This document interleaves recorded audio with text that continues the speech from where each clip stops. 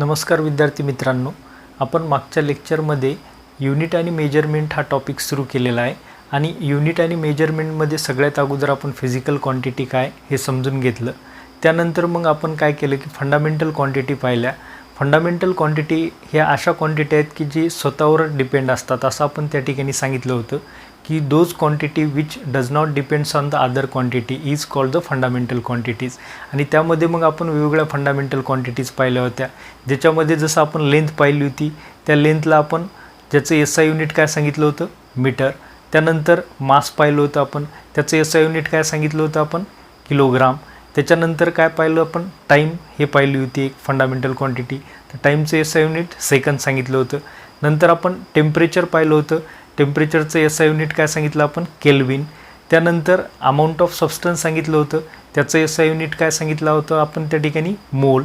त्याच्यानंतर luminous intensity आपण त्या ठिकाणी सांगितली, त्याचं एसआय युनिट काय सांगितलं आपण कॅन्डेला। त्याच्यानंतर इलेक्ट्रिक करंट, तर त्याचं एसआय युनिट आपण काय सांगितलं होतं ॲम्पियर। तर अशा प्रकारे आपण काय केलं होतं त्या ठिकाणी की ह्या 7 फंडामेंटल क्वांटिटीज लर्न केल्या होत्या। त्यानंतर सप्लिमेंटरी क्वांटिटीज पाहिल्या होत्या, त्या सप्लिमेंटरी क्वांटिटी काय करत होत्या या फंडामेंटल 7 क्वांटिटीला सपोर्ट करतात, म्हणून आपण त्यांना काय नाव दिलेले सप्लिमेंटरी।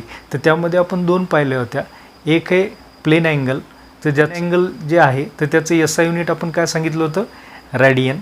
आणि दुसरं जे सांगितलं होतं आपण सॉलिड अँगल, तर त्याचं जे एसआय युनिट आपण त्या ठिकाणी सांगितलं। अशा प्रकारे आपण त्या ठिकाणच्या 2 सप्लिमेंटरी क्वांटिटीज पाहिल्या। त्यानंतर आपण डिराइव्ड क्वांटिटीज पाहिल्या होत्या। तर डिराइव्ड क्वांटिटीमध्ये आपण असं सांगितलं होतं की अशा क्वांटिटीज की ज्या क्वांटिटी शो करण्यासाठी ह्या फंडामेंटल ज्या 2 किंवा अधिक क्वांटिटीज जर त्या ठिकाणी असतील तर त्या क्वांटिटीजवर डिपेंड असतात, तर अशा क्वांटिटीला आपण काय म्हणलं होतं डिराइव्ड। म्हणजे those quantity which depends on the fundamental quantities for their measurement, तर अशा क्वांटिटीला आपण काय म्हणलं होतं डिराइव्ड क्वांटिटी। म्हणजे ह्या 7 फंडामेंटल आणि या 2 सप्लिमेंटरी सोडून जेवढ्या फिजिकल क्वांटिटीज आहेत, म्हणजे जसं फोर्स झालं, वेलॉसिटी झालं, ॲक्सेलरेशन झालं, मोमेंटम झालं, त्या सर्व बाकी ज्या क्वांटिटीज आहेत त्या सर्व क्वांटिटीजला आपण काय म्हणतो डिराइव्ड क्वांटिटीज। तर आज आपण डायमेन्शन ॲनालिसिस पाहणार आहेत। तर डायमेन्शन ॲनालिसिस काय आहे हे आपण थोडं डिटेलमध्ये पाहू। डायमेन्शन ॲनालिसिस म्हणजे काय, the dimension of a physical quantity are the powers to which concern the fundamental units must be raised in order to obtain the unit of a given physical quantity, म्हणजेच dimensions. Okay, म्हणजे dimension analysis करणं म्हणजे काय करणं, तर एखादी जी fundamental quantity आहे तर त्या फंडामेंटल क्वांटिटीला जे आपण पॉवर मेन्शन करतो, म्हणजेच काय करतो की जसं फॉर एक्झाम्पल लेंथ आहे, जसं आपण ज्यावेळेस एखादा एरिया मोजायला गेलो तर लेंथ ही त्या ठिकाणी जसं लेंथ आणि हाईट म्हणजे काय लेंथ इंटू लेंथ, म्हणजे एरिया हा लेंथचा काय दुसरा पॉवर आहे। याचा अर्थ काय आपण सांगतो की सेकंड डायमेन्शन आहे कोणाचं लेंथचं। तसंच वॉल्यूम हे काय की लेंथचं तिसरं डायमेन्शन आहे। म्हणजे अशा प्रकारे हे 2 आणि 3 म्हणजे 2 आणि 3 म्हणजे एरियामध्ये जे 2 आणि वॉल्यूममध्ये जे 3 हा जो पॉवर शो करायले ह्या पॉवर म्हणजेच त्या ठिकाणचं असणारं त्या क्वांटिटीचं डायमेन्शनिंग आहे। तर अशा प्रकारे आपण dimensional analysis by giving the powers to the fundamental quantities, तर अशा प्रकारे आपण त्या ठिकाणी डायमेन्शन ॲनालिसिस करतो। आता या ठिकाणी आपल्याला डायमेन्शन ॲनालिसिस करताना काही ज्या फंडामेंटल क्वांटिटीज आहेत तर त्या फंडामेंटल क्वांटिटीजला आपण त्या ठिकाणी काय केलेले सिम्बॉलिकली काही लेटर्सनं शो केलेले। जसं आपण लेंथसाठी कॅपिटल एल वापरतो, त्याच्यानंतर आपण माससाठी कॅपिटल एम वापरतो, त्यानंतर जे टाईम आहे त्या टाईमसाठी कॅपिटल टी वापरतो, त्यानंतर टेम्परेचर आहे टेम्परेचरसाठी आपण कॅपिटल के यूज करतो, त्याच्यानंतर करंटसाठी आपण काही बुक्समध्ये आय आहे, तर ल्युमिनस इंटेन्सिटी की जी आपण कशानं शो करतो that is by using the letter C. Okay, त्याच्यानंतर अमाऊंट ऑफ सबस्टन्स जे आपण कशानं दाखवतो that is by using the mole. Okay, तर अशा प्रकारे आपण काय करतो सिम्बॉल देत असतो त्या ठिकाणी। तर बघा मित्रांनो, डायमेन्शन ॲनालिसिस करताना आपण काही ज्या क्वांटिटीज फंडामेंटल क्वांटिटी घेतल्या होत्या तर त्या फंडामेंटल क्वांटिटीला आपण काही सिम्बॉल्स यूज करतो। तर ते सिम्बॉल कशा प्रकारे आपण यूज करतो पहा डायमेन्शनल फॉर्म्युला बनवत असताना, जसं आपण या ठिकाणी लेंथ घेतली तर लेंथसाठी आपण L असा सिम्बॉल यूज करतो. त्यानंतर मास घेतलं तर माससाठी आपण कॅपिटल M सिम्बॉल यूज करतो. त्यानंतर टाईम घेतला तर टाईमसाठी आपण कॅपिटल T सिम्बॉल यूज करतो. त्यानंतर टेम्परेचर, तर टेम्परेचरसाठी आपण कॅपिटल K लेटर यूज करतो. त्यानंतर इलेक्ट्रिक करंट,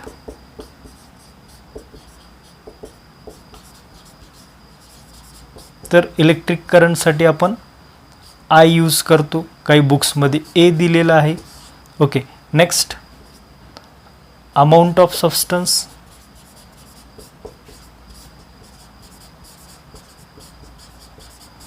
ओके, तर काही बुक्समध्ये कॅपिटल N न शो केलेले, तर काही बुक्समध्ये मोल या लेटरनं आपण डायमेन्शनिंगमध्ये यूज करतो लेटर. त्यानंतर काय राहिले, ल्युमिनस इंटेन्सिटी,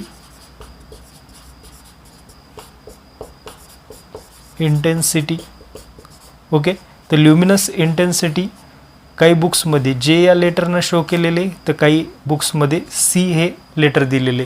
तर अशा प्रकारे आपण या 7 क्वांटिटीचे वेगवेगळे जे लेटर्स आपण काय करणार आहेत, डायमेन्शनल फॉर्म्युला बनवताना या लेटर्सचा यूज करून आपण काय करणार आहेत त्या ठिकाणी दाखवणार आहेत.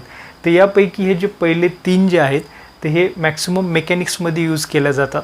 आणि आपण सुद्धा जे डायमेन्शनल ॲनालिसिस करणार आहेत तर त्या डायमेन्शन ॲनालिसिसमध्ये सगळ्यात जास्त येणाऱ्या या 3 मेजर क्वांटिटीज आहेत, ज्याच्यामध्ये लेंथ, मास आणि टाईम. आणि त्यानंतर मग जसं आता आपण टेम्परेचरच्या रिलेटेड क्वांटिटीज पाहू तर त्या ठिकाणी टेम्परेचर येईल. नंतर इलेक्ट्रिसिटीच्या रिलेटेड आपण क्वांटिटीज जर पाहायला गेलो तर तिथं मग आपल्याला करंट येईल. नंतर आपण जसं केमिकल फॉर्म्युला किंवा केमिस्ट्रीच्या रिलेटेड जे कंपाऊंड्स असतील तर त्या ठिकाणी आपल्याला अमाऊंट ऑफ सबस्टन्स येईल. आणि जसं आपल्याला लाईटची ग्लोईंग पॉवर, ओके, तर अशा ठिकाणी आपल्याला काय ल्युमिनस इंटेन्सिटीच्या रिलेटेड टर्म्स येतील, तर त्यावेळेस आपल्याला ल्युमिनस इंटेन्सिटीचं सिम्बॉल लागेल. तर मॅक्सिमम होईल तेवढं या ठिकाणी आपण डायमेन्शन ॲनालिसिस करताना मेजर पहिले 3 जे आहेत जे आपण मेकॅनिक्समध्ये यूज करतो, तर हे मेजर 3 आपण ॲनालिसिसमध्ये यूज करतो. आता डायमेन्शनल ॲनालिसिस कशा प्रकारे आपण घेतो ते याला आपण डिटेलमध्ये पाहू. वेगवेगळ्या क्वांटिटीज घेऊ आणि त्या क्वांटिटीजचं डायमेन्शनल ॲनालिसिस कशा प्रकारे करता येईल हे सोप्या भाषेमध्ये मी तुम्हाला सांगतो, किंवा कसं करता येईल एक सिम्पल ट्रिक्स त्याच्या तुम्हाला समजून सांगतो.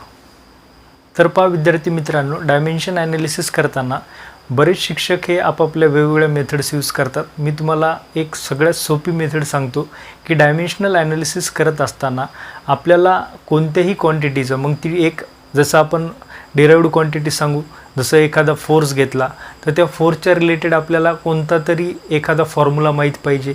फॉर एक्झाम्पल आपण विलॉसिटी घेतली तर विलॉसिटीच्या रिलेटेड आपल्याला कोणता तरी एक फॉर्म्युला माहीत पाहिजे. तर ते जर फॉर्म्युला माहीत असेल तर त्याच्यावरून आपल्याला त्याचं SI युनिट माहीत होते. आणि त्या SI युनिटच्या सहाय्यानं मी डायमेन्शन ॲनालिसिस करण्याची एक सोपी मेथड तुम्हाला सांगतो. तर आता सगळ्यात पहिले आपण काय करू, एक क्वांटिटी घेऊ.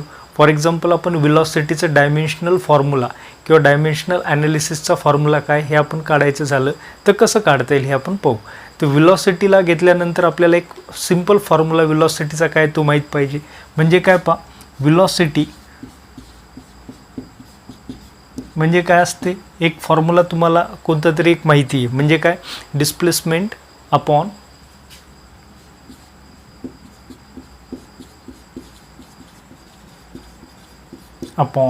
टाईम. ओके, म्हणजे आता याच्यावरून आपण डिस्प्लेसमेंट अपॉन टाईम.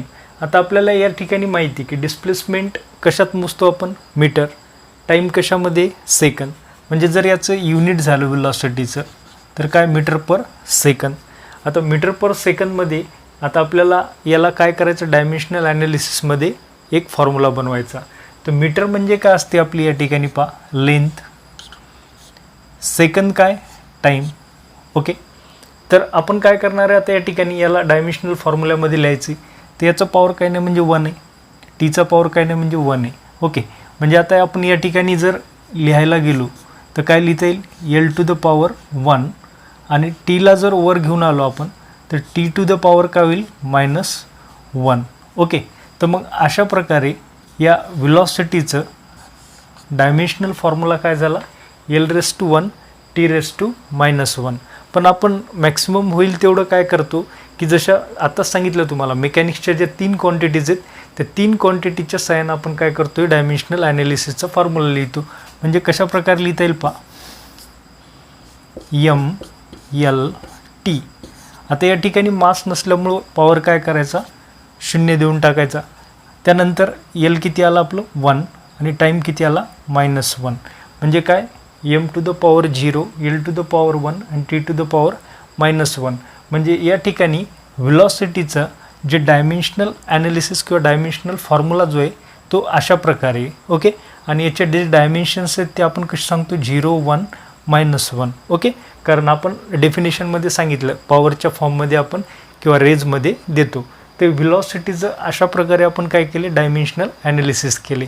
तर अशाच प्रकारे आपण वेव्हिटी आपण ॲक्सेलरेशन पाहू पहा. तर ॲक्सेलरेशनसाठी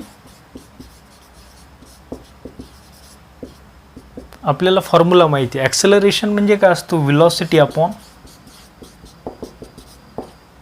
टाईम. ओके. आता ऑलरेडी आपल्याला व्हेलॉसिटीचा SI युनिट माहिती आहे काय मीटर पर सेकंद आणि टाईमसुद्धा आपण कशात मोजतो सेकंदमध्ये. म्हणजे आपण या ठिकाणी काय होईल metre per second square. Okay. आता मीटर पर सेकंद स्क्वेअर लिहिल्यानंतर आपल्याला माहिती आहे मीटर काय लेंथ आहे, सेकंद काय झाला टाईम झाला. ओके. तर सेकंदचा स्क्वेअर म्हणजे टाईमचा स्क्वेअर. Lचा पॉवर काय नाही म्हणजे 1 आहे. तर आता आपण या ठिकाणी काय लिहू शकतो पहा L to the power 1 T to the power -2. Okay.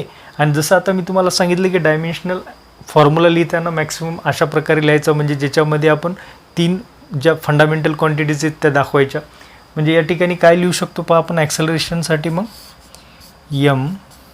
MLT. तर एमचा पॉवर या ठिकाणी m नसल्यामुळं काय घेतो आपण 0, L टू द पॉवर 1 आणि T टू द पॉवर -2. म्हणजे हे काय झाला ॲक्सेलरेशनचा डायमेन्शनल फॉर्म्युला. ओके.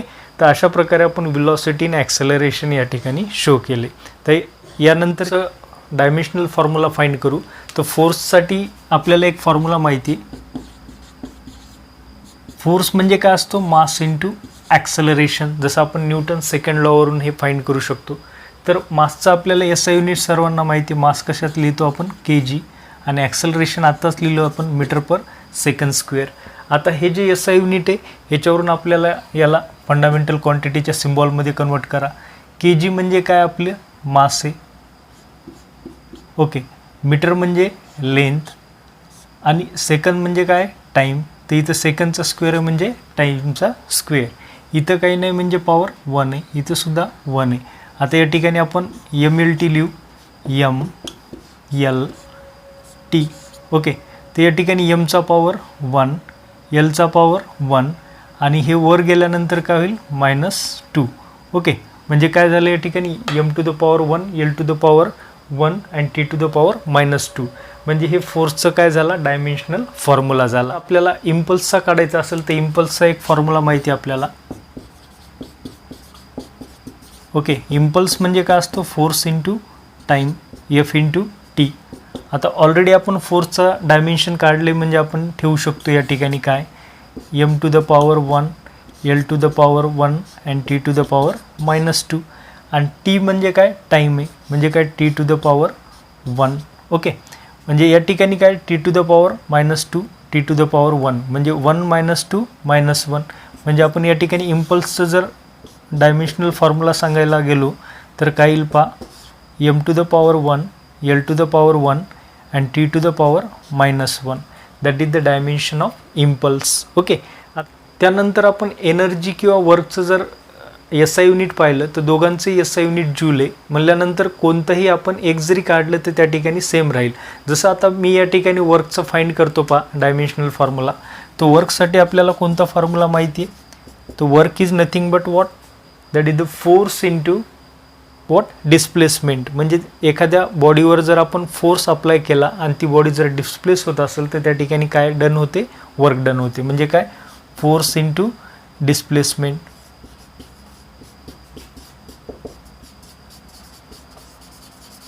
ओके. तर फोर्स ऑलरेडी आपण या ठिकाणी फाइंड केले. ओके. तर फोर्सचं डायमेन्शन काय m to the power 1, l to the power 1 and t to the power -2 आपण या ठिकाणी ऑलरेडी फाइंड केला आहे. त्यानंतर डिस्प्लेसमेंट, तर डिस्प्लेसमेंट म्हणजे काय या ठिकाणी लेंथ. ओके, आपल्याला माहिती आहे डिस्प्लेसमेंट असो, विड्थ असो, ओके, त्याच्यानंतर हाईट असो, ते सगळे हे कोणती फंडामेंटल क्वांटिटी आहे, लेंथ. म्हणजे या ठिकाणी काय लिहिणार, l to the power 1. तर या ठिकाणी काय येईल पहा वर्कचं, m l and t. Okay, तर m to the power 1 हे l to the power 1 आणि हा l to the power 1, total l to the power 2. Okay, and t to the power -2. Okay, तर अशा प्रकारे हाच वर्कचा डायमेन्शनल फॉर्म्युला राहील. Okay, आणि हाच डायमेन्शनल फॉर्म्युला आपल्याला त्या ठिकाणी एनर्जीचा सुद्धा असेल का, कारण वर्क आणि एनर्जी दोन्हीही जे क्वांटिटीज आहेत त्या दोन्ही डिराइव्ड क्वांटिटीचे जे SI युनिट आहे तर ते दोघांचंही जूल आहे. म्हणून या ठिकाणी हेच डायमेन्शनल फॉर्म्युला कोणासाठी राहील, एनर्जीसाठी सुद्धा राहील. प्रेशर पाहू आपण. तर प्रेशरचा फॉर्म्युला आपल्याला माहिती. प्रेशर म्हणजे काय असतो, force per unit area. Okay, तर फोर्ससाठी आपण आताच एक फॉर्म्युला पाहिला न्यूटनचे सेकंड लावून, मास इंटू ॲक्सेलरेशन. आणि एरिया म्हणजे आपल्याला माहिती आहे की लेंथ इंटू लेंथ म्हणजेच काय या ठिकाणी एरिया. ते एरियाचा या ठिकाणी आपण एरियात लिहू सध्या. ओके, आता या ठिकाणी आपण काय करू, याचे युनिट्स लिहू पहा. मास कशात मोजतो आपण, kg. Acceleration metre per second square.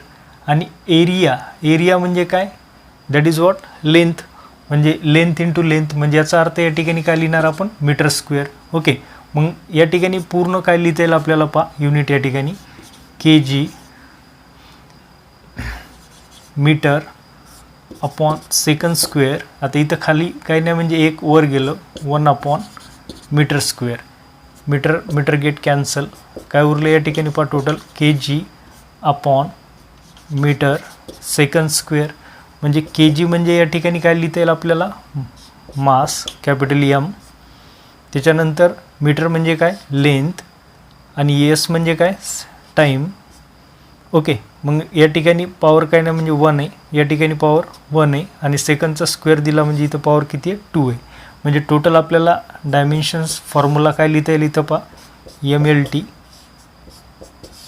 m to the power 1, l to the power वर घेतल्यानंतर -1 आणि t to the power वर घेतल्यानंतर -2. Okay, that is the dimensional formula for pressure. Okay, तर हे झाला प्रेशरसाठी डायमेन्शनल फॉर्म्युला. त्यानंतर मग आपण पुढं जर काढायला गेलो डेन्सिटी, तर डेन्सिटीसाठी सुद्धा आपल्याला फॉर्म्युला माहिती. काय सांगता येतो, डेन्सिटी म्हणजे काय असते मग, मास पर युनिट व्हॉल्यूम. ओके, आता मास म्हणजे आपल्याला डायरेक्ट आपण मास कशात मेजर करतो, kg. व्हॉल्यूम म्हणजे काय, लेंथ 3 वेळेस आपण घेतल्यानंतर व्हॉल्यूम होतो. म्हणजे काय, म्हणजे लेंथ कोणती क्वांटिटी आहे, फंडामेंटल क्वांटिटी. आणि कशात मेजर करतो आपण, मीटरमध्ये. मग व्हॉल्यूमचं युनिट काय, मीटर क्यूब. म्हणल्यानंतर या ठिकाणी kg म्हणजे काय, मास. आणि मीटर क्यूब म्हणजे काय, लेंथ क्यूब. म्हणजे काय, l to the power 3. म्हणजे या ठिकाणी काय लिहिता येईल आपल्याला, mlt. म्हणजे m to the power काही नाही म्हणजे 1. lला वरी घेऊन गेलं तिथं -3 आणि t नसल्यामुळे t 0. That is what the dimensional formula for density.